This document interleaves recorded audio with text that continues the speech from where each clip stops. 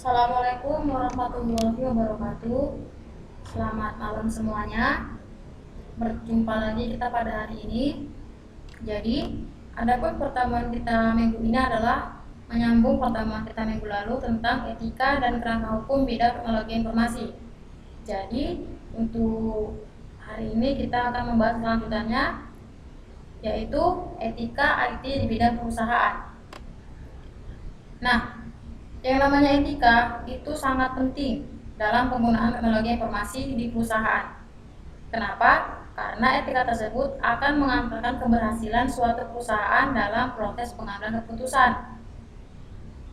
Nah, kegagalan pada penyajian informasi akan berakibat resiko kegagalan pada perusahaan. Penerapan etika teknologi informasi dalam perusahaan harus dimulai dari dukungan pihak top manajemen, terutama pada si CEO. Nah, kekuatan yang dimiliki oleh CEO ini dalam menerapkan etika IT itu sangat dipengaruhi akan kesadaran hukum, budaya etika, dan kode etik profesional oleh si CEO itu sendiri. Jadi, seandainya kalian nanti menjadi pemimpin dalam suatu perusahaan, maka terapkanlah etika yang baik dalam penggunaan teknologi informasi, sehingga karyawan-karyawan kalian nanti juga memiliki etika yang baik di dalam perusahaan. Nah, ada prinsip-prinsip etika dalam teknologi. Nah, ini dia. Yang pertama adalah proporsional, yang mana hal baik yang dicapai melalui teknologi harus melebihi resikonya. Bahkan harus ada alternatif yang dapat mencapai manfaat yang sama atau yang sebanding dengan resiko yang lebih kecil. Jadi kalau itu resiko-resiko yang terjadi itu harus diminimalisir. Kemudian persetujuan berdasarkan informasi. Jadi mereka yang terkena dampak dari teknologi harus memahami dan menerima berbagai resikonya. Jadi resiko apapun itu harus mereka terima. Kemudian keadilan. Manfaat dan beban teknologi harus disebarkan secara adil. Mereka yang mendapat manfaat harus menanggung bagian yang adil atas resikonya. Dan mereka yang tidak mendapatkan manfaat harus dibebaskan dari penderitaan akibat peningkatan resiko yang signifikan.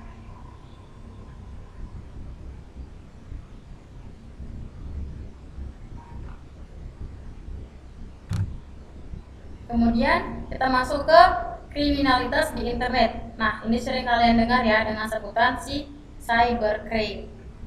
Jadi, cybercrime itu yaitu adalah sebuah tindak kriminal yang terjadi di dunia maya ataupun yang menggunakan yang namanya teknologi internet.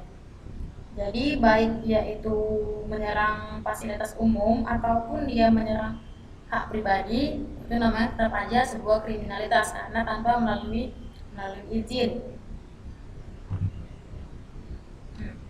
Kriminalitas cyber atau cybercrime atau kriminalitas di internet adalah tindak pidana kriminal yang dilakukan pada teknologi internet, baik yang menyerang fasilitas umum di dalam cyberspace ataupun kepemilikan pribadi. Jadi walaupun dia menyerang pribadi tetap namanya cybercrime. Secara teknis, tindak pidana tersebut dapat dibedakan menjadi offline crime, semi-online crime, dan cybercrime.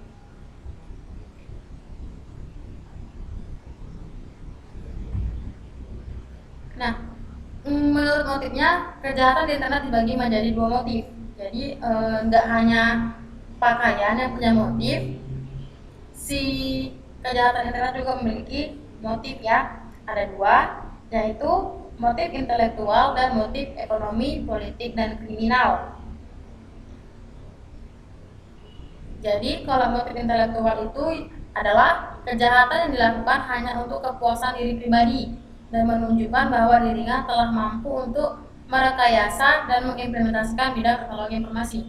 Nah, jadi ini motif intelektual ini dia itu untuk kesenangan diri sendiri. Misalnya gini, aku mau melakukan inilah. Dia tujuannya itu apa? Biar orang tahu bahwa aku bisa. Nah, seperti itu. Motifnya itu untuk diri dia sendiri. Bukan dalam segi hal materi, namun dalam hal segi kepuasan diri. Kemudian motif ekonomi, politik, dan kriminal, yaitu kejahatan yang dilakukan untuk keuntungan pribadi atau golongan tertentu yang berdampak pada kerugian secara ekonomi, politik, dan pada pihak-pihak lain. Nah, kalau yang kedua ini itu lebih kepada keuntungan pribadi ataupun kelompok. Jadi berbeda dengan yang motif intelektual tadi. Nah, contoh-contohnya ini. Contoh-contoh daripada si cybercrime atau penyalahgunaan internet. Yang pertama ada contohnya penyalahgunaan email. Jadi, aktivitas yang dilakukan adalah meliputi pengiriman spam, pelecehan, surat berantai, pemalsuan, reproduksi virus worm, serta pernyataan bersifat fitnah. Kemudian yang kedua ada dia penggunaan dan akses tidak sah, yang mana aktivitasnya adalah berbagi password dan akses ke dalam jaringan tanpa izin. Jadi misalnya gini, yang sederhana aja, kalian punya teman, misalnya kan, kemudian teman kalian itu memberitahukan password dia ke kalian. Nah, tanpa izin teman kalian tersebut, kalian menyebarkan passwordnya tadi, itu tidak boleh. Walaupun hanya password media sosial, itu nggak boleh. Kenapa? Karena dalam media sosial otomatis ada informasi pribadi daripada si pemiliknya. Kemudian yang ketiga, pelanggaran atau pemalsuan hak cipta, yaitu aktivitasnya menggunakan software ilegal atau bajakan yang membuat perusahaan terkena biaya jutaan dolar karena pelanggaran hak cipta. Nah, kalau misalnya kayak penggunaan software ilegal, kita juga termasuk nih yang ibaratnya suka menggunakan software bajakan. Kalau bisa itu dikurangin. Kemudian yang keempat ada dia pornografi, yaitu mengakses situs seks, menyimpan kemudian menyebarluaskannya. Ini nggak boleh ya. Walaupun ibaratnya kalian udah 18 plus, ini tetap tidak boleh dilakukan karena dapat merusak yang namanya mental orang lain. Bahkan mental sendiri juga dirusak. Nah, mengaksesnya itu juga udah nggak boleh, apalagi menyebarluaskannya. Oke, kita lanjut.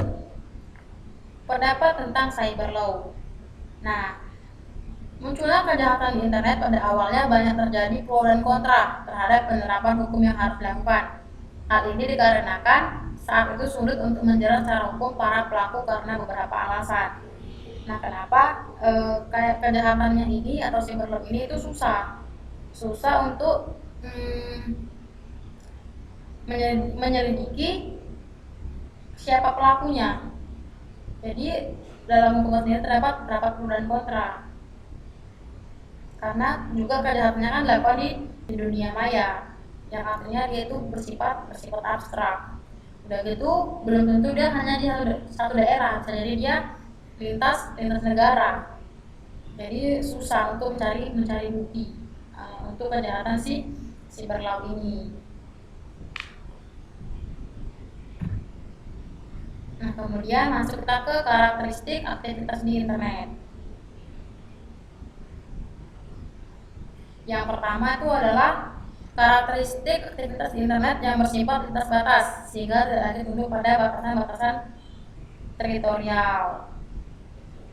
Kemudian yang kedua, sistem hukum tradisional atau the existing law yang justru bertumpu pada batasan-batasan teritorial dianggap tidak cukup memadai untuk menjawab persoalan-persoalan hukum yang muncul akibat aktivitas di internet. Jadi kemunculan pro kontra mengenai masalah di atas sedikitnya tergolong menjadi 3 kelompok. Jadi dia dikelompokkan lagi. Yang pertama, kelompok secara total menolak setiap usaha untuk membuat aturan hukum bagi aktivitas internet yang didasarkan atas sistem hukum tradisional atau konvensional. Kelompok kedua berpendapat sebaliknya, yaitu bahwa penerapan sistem hukum tradisional untuk mengatur aktivitas internet sangat mendesak untuk dilakukan. Lalu kelompok ketiga, kalau kelompok ketiga ini dia itu merupakan sintetis dari kedua kelompok. Jadi dia itu merupakan gabungan daripada kelompok pertama dan kelompok kedua. Nah, kelompok ketiga ini berpendapat bahwa aturan hukum yang akan mengatur mengenai aktivitas di internet harus dibentuk secara evolutif dengan cara menerapkan prinsip-prinsip common law yang dilakukan secara hati-hati dan dengan menitik beratkan kepada aspek-aspek tertentu dalam aktivitas cyberspace yang menyebutkan kekhasan dalam transaksi di internet. Kemudian prinsip dan pendekatan hukum. Jadi ada istilah hukum cyber diartikan sebagai Padanan kata dari cyber law yang saat ini secara internasional digunakan untuk istilah hukum yang terkait dengan pemanfaatan teknologi informasi. Istilah lain yang juga digunakan adalah hukum teknologi informasi atau Law of Information Technology, hukum dunia maya atau virtual world law, dan hukum Mayantara. Nah, istilah-istilah tersebut lahir mengingat kegiatan internet dan pemanfaatan teknologi informasi berbasis virtual. Kemudian, berdasarkan karakteristik khusus yang terdapat dalam ruang cyber, maka dapat dikemukakan beberapa teori sebagai berikut. Yang pertama itu ada the theory of the underload and the downloader. Berdasarkan teori ini, suatu negara dapat melarang dalam wilayahnya kegiatan uploading dan downloading yang diperkirakan dapat bertentangan dengan kepentingan. Nah, jadi negara itu dia boleh tuh melarang wilayahnya untuk mengupload ataupun mendownload. Kira-kira nggak penting, ya udah jangan download, dikunci sama mereka. Kemudian yang kedua, teori the law of the server, yang mana pendekatan ini memperlakukan server di mana WebEx secara fisik berlokasi, yaitu di mana mereka tercatat sebagai data elektronik. Sedangkan yang ketiga, the theory of international speech, yaitu ruang cyber yang dianggap sebagai default speech. Nah, jadi untuk kalian, kalau dibilang kan kalian ini kan jiwanya jiwa-jiwa muda ya, jiwa-jiwa yang mau tahu, jiwa-jiwa yang ibaratnya aku bisa ini, dia bisa, aku juga harus bisa. Nah, seperti itu kalau dibilang. Jadi kalian ini jangan sekali-sekali ibaratnya melakukan sebuah kejahatan yang masuk ke cybercrime, walaupun hanya sebatas untuk kepuasan kalian menunjukkan bahwasannya kalian itu bisa. Jangan, karena dari awal coba-coba nanti kalian itu akan menjadi ketagihan, bahkan nanti kalian bisa menjadi seorang penjahat yang melakukan kejahatan di dunia internet tadi.